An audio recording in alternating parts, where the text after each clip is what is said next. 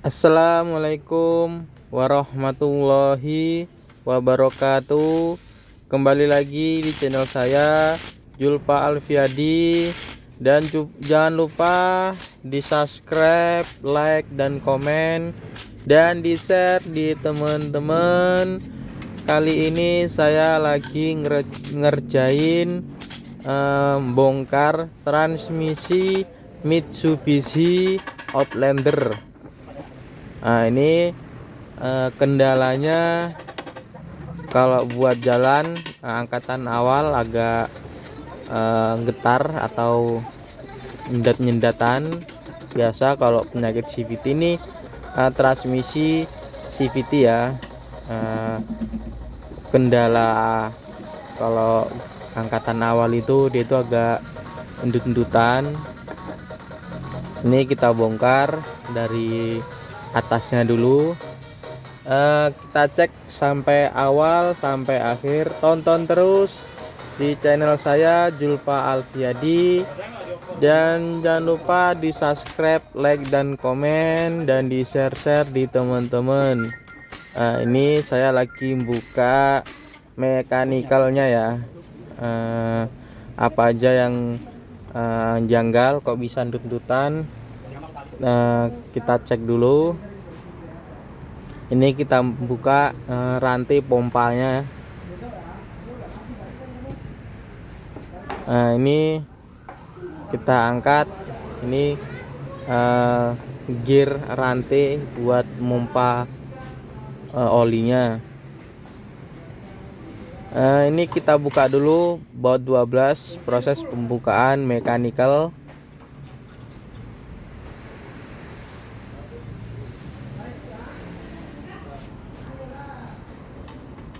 Kalau ini kok CVT ini agak ribet ya, karena banyak gembreng-gembrengnya kalau di depan ini.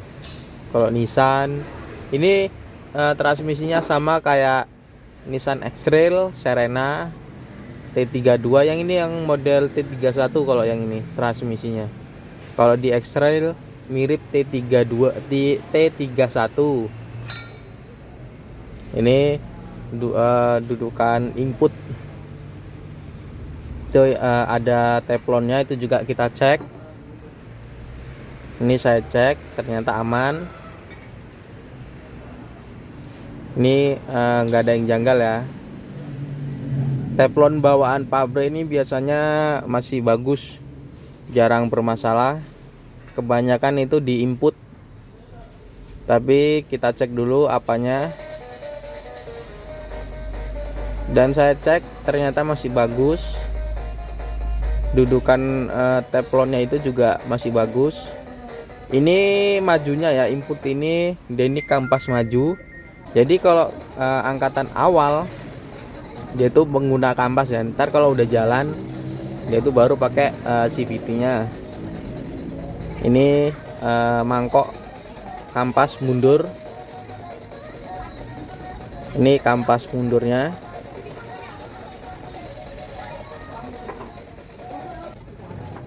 Penyebab endut-endutan itu kita cek dulu ya, apa kok bisa penyebab kalau angkatan awal itu kayak kehabisan bensin. Ini kita buka dulu body valve-nya.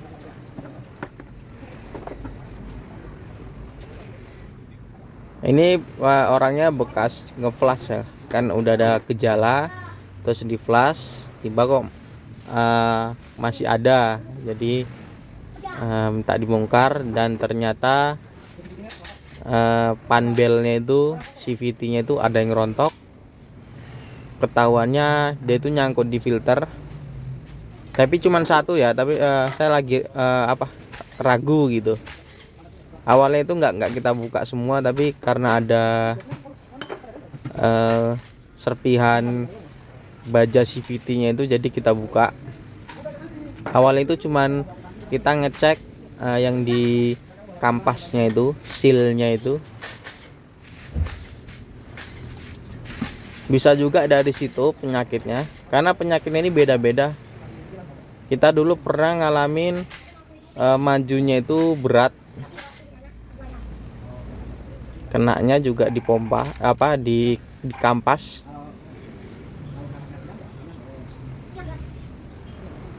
Ini pembukaan body valve.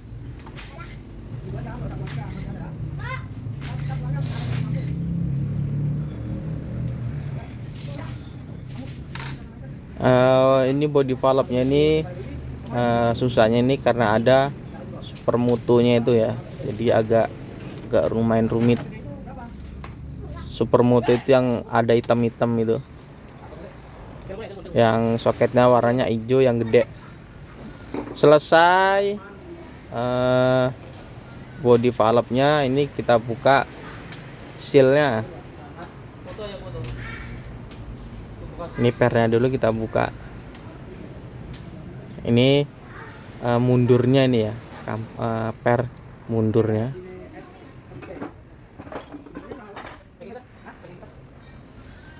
Ini pompanya kita buka juga, kita cek.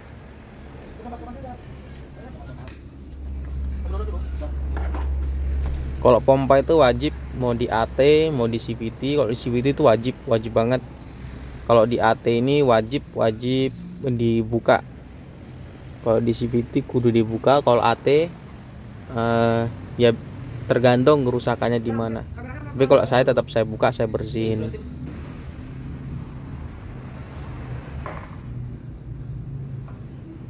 Nih sisi pompa CVT. Nah, ini dia nih penyakitnya. Penyakit awalnya ini dia ini bisa muter ya. Seharusnya itu nggak bisa muter ya nih. Sealnya itu, dan saya cek dia ini masih ya udah keras. Kalau aslinya itu dia itu agak keras ya, nggak bisa diputar kayak gitu. Ini kita buka baut 14. Kita buka CVT-nya. Kita cek dulu CVT-nya gimana, karena kerontokannya itu kayak ada panbel yang patah, tapi nggak sempat ambrol ya. Ini kasusnya sama kayak di Honda. Ada video saya di transmisi Honda Jazz kalau nggak salah, itu ada di video di YouTube, di bawahnya itu ada. Kalau sering nonton berarti tahu.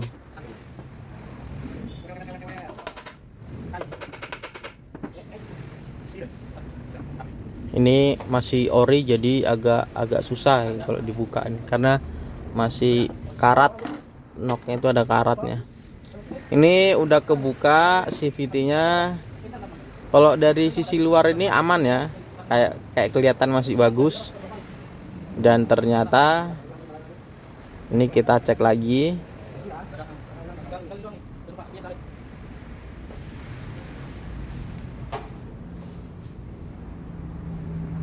Kita cek ternyata CVT-nya, pulinya itu udah baret. Serpihannya itu ada, itu baja ini ya, yang bulat ke atas itu nama itu baja CVT-nya itu udah patah satu. Yang bikin tuntutan itu tadi efek dari sealnya itu keras.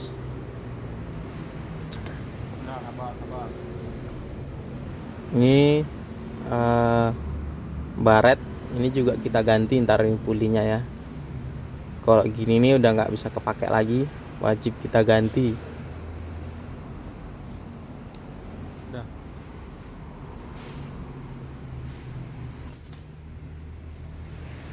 Nanti kita bongkar. Ini proses pembongkarannya. Kalau ini CVT-nya ini agak ribet ya, karena berat, lumayan berat, karena gede banget. Beda sama Honda Jazz, itu CVT-nya agak kecil. Livina, Juke, Nissan Juke itu agak lumayan enteng karena dia itu agak kecil. Ini lumayan berat nih.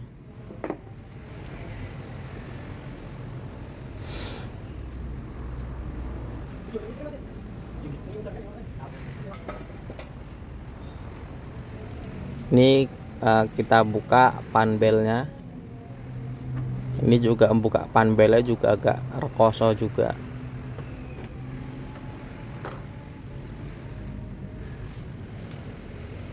Kudu kita ongkek dulu baru dia itu mau keluar.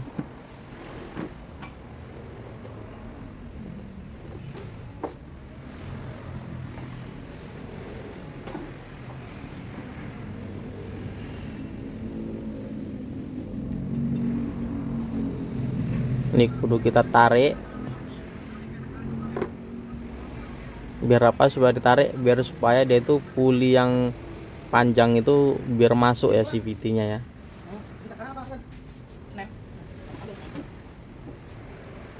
Kalau udah masuk gitu udah enak dia ngeluarin puli yang agak kecil itu. Ada caranya. Nah, itu caranya, itu udah paham semua ya.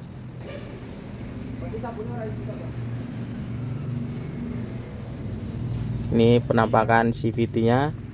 Ini terakhir pembongkaran body valve. Ini pembuka soket yang supermutu itu ya. Yang dibilang supermutu itu yang ini. Dia itu ada selektornya lagi tambahan yang di atas.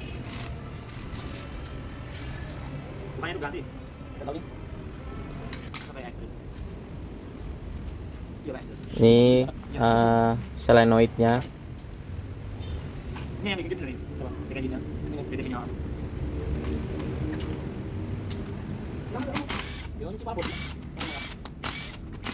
Kita buka baut 10 nya.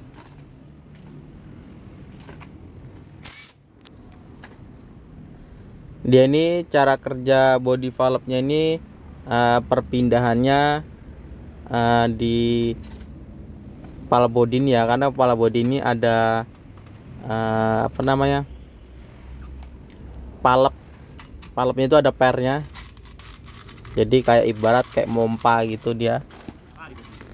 Cara kerja oli matic ini, dia ini kalau di CVT oli masuk ke dalam filternya itu masuk ke pompa ya, awal itu ke pompa, ntar dia tuh ke body valve, habis dari body valve ke apa, konverter dia itu keluar lagi masuk ke dalam sela-sela seal buat jepit kampasnya itu. Ntar dia tuh keluar lagi masuk ke dalam cooler masuk ke radiator, keluar lagi ke radiator, tadi dia tuh balik lagi ke transmisi ya, ke transmisi, ntar dia kesedot di dalam filter lagi. Dah proses kinerja oli itu kayak gitu. Jadi jangan sempet kehabisan oli juga, jangan sampai telat ganti oli juga. Dan ini udah kepasang ya, CVT-nya udah kepasang. Kemarin nggak sempet ke video cara masang ke di casingnya itu karena saya lupa mencet. Jadi mohon maaf, cuman videonya cuman sampai sini. Ini kita silen dulu pakai tribon. Warnanya warna silver sesuai warna transmisi.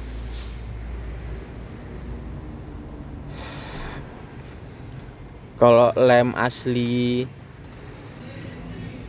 pabrik itu nggak ada ya, warna merah itu nggak ada.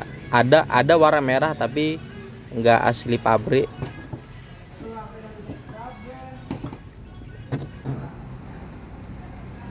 Kalau merah ini terlalu nampak banget. Ini pemasangan casing di dalam CVT Mitsubishi Outlander. Ini mirip sama Nissan X-Trail.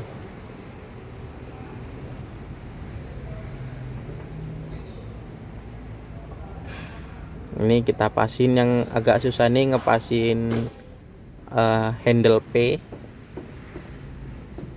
sama di supermotonya itu yang agak susah, harus kudu pas.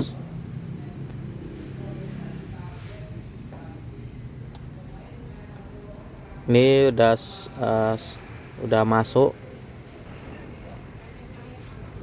Nah, ini juga bautnya juga agak lumayan susah.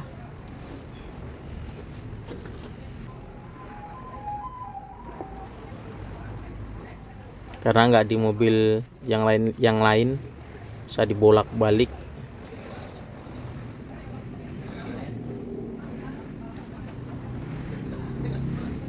Ini kita pasang baut 14-nya.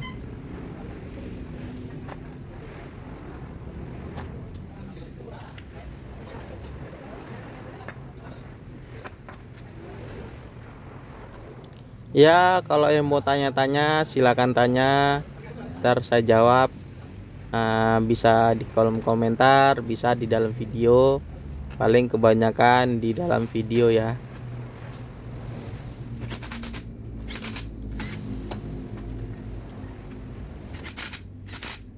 Kalau gejala sering patah itu biasanya ada sesuatu yang belum kepasang atau masih kendor, atau ada pressure yang bocor. Bisa dari body valve, dari pompa, atau dari converter, bisa dari seal. Nah, seal yang ini ya, di mobil mana aja tetap ada kayak gini, ada. Ini pemasangannya kita putar dulu. Kalau udah bener-bener ngeplot, udah itu susah diputar ya. Itu prosesnya itu kudu diputar dulu kalau masang ini. Kalau di Nissan ini, di Mitsubishi kan sama, itu hasilnya agak lumayan susah. Jadi kudu bener-bener pas.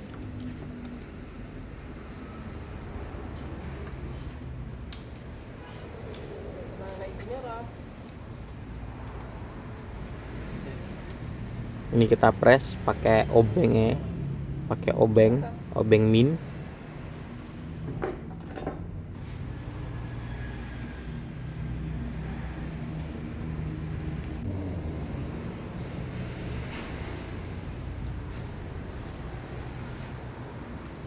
Ini pemasangan kampas. Ini kampas mundur ya. Kalau yang gede ini yang mundur.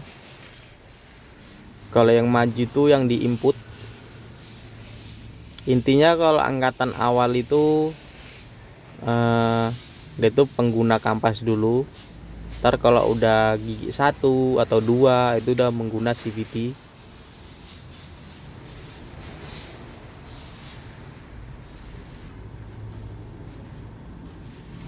Kalau kampasnya ini gosong, itu udah nggak mau jalan ya.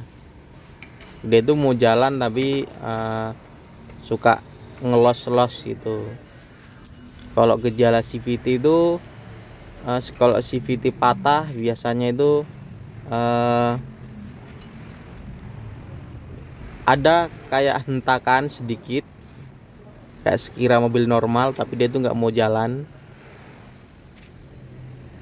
Itu kok gejala CVT-nya patah. Dia itu kayak ada, kalau kita taruh di R itu ada speedometer itu kayak gerak sedikit, gerak. Ntar kita taruh di D, dia itu mesinnya itu agak langsam. Ntar kita taruh di D, ntar itu mesinnya agak gerak, tapi tetap nggak mau jalan. Itu gejala CVT-nya.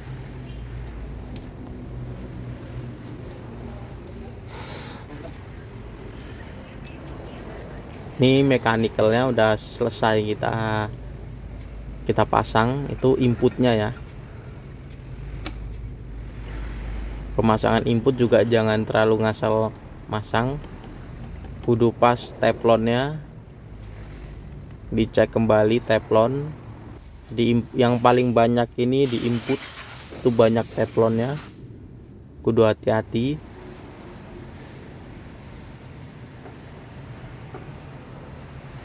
Ini pompa, kita baut pompanya dulu.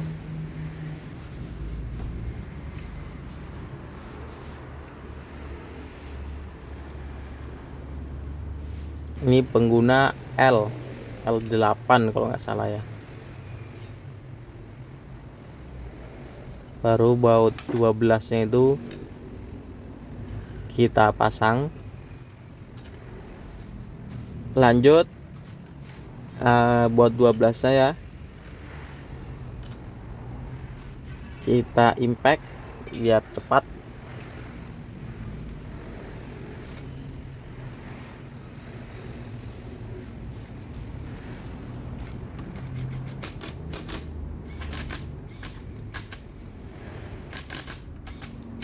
Ini proses pekerjaannya 3-4 hari ya. Kalau pas lagi agak sepi 3-4 hari, tapi kalau penuh biasanya bisa sampai 4-5 hari. Karena kita bagi-bagi kerjaan. Ini rantai pompanya. Ini gembreng menutupi pompa. Tuh udah kepasang pompanya.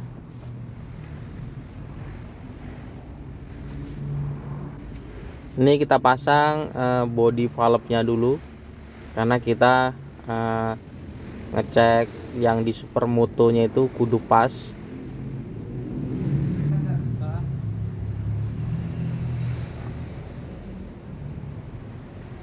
Kalau nggak kepasang biasanya itu ada hentakan atau lemot. Kalau nggak kepasang, nggak pas. Ini gembrengnya bautnya baut 10. Pakai mobil itu.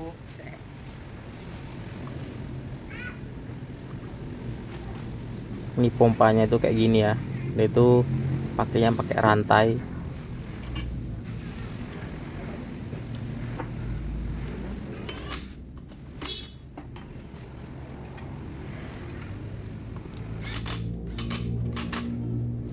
Ini kudu bersih banget ya, nggak boleh ada kotoran sedikit pun.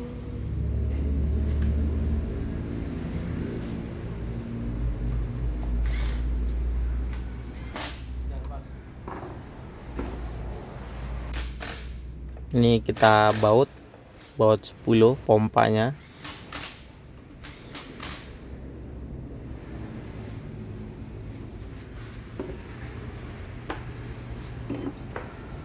Ini penampakan body valve-nya. Ini P-nya ya, selektor yang kita baca PRND-nya itu yang ini. Ini selektornya. Yang baca PRND-nya itu yang bisa jalan itu ya di selektornya itu. Cara kerja selektor.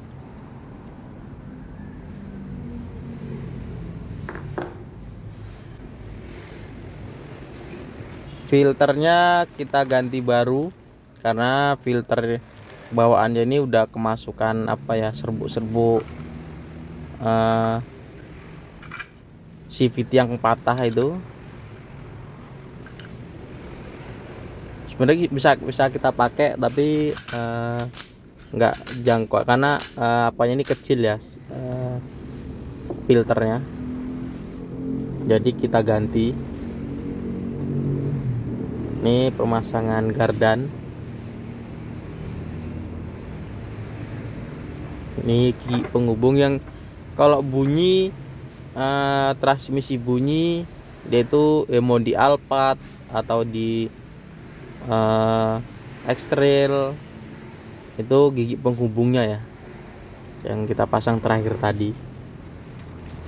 Ini kita tutup karter dan kita lem juga, kita paten.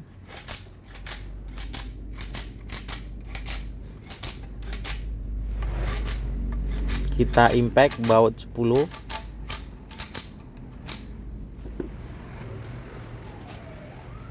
Dan terakhir kepala babinya kita pasang dan kita kencengin baut 14-nya.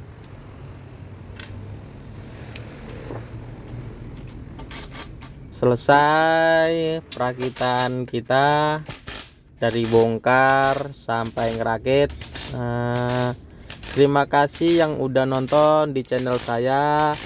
Jangan lupa di subscribe, like dan komen, dan di share di teman-teman. Saya akhiri. Assalamualaikum warahmatullahi wabarakatuh.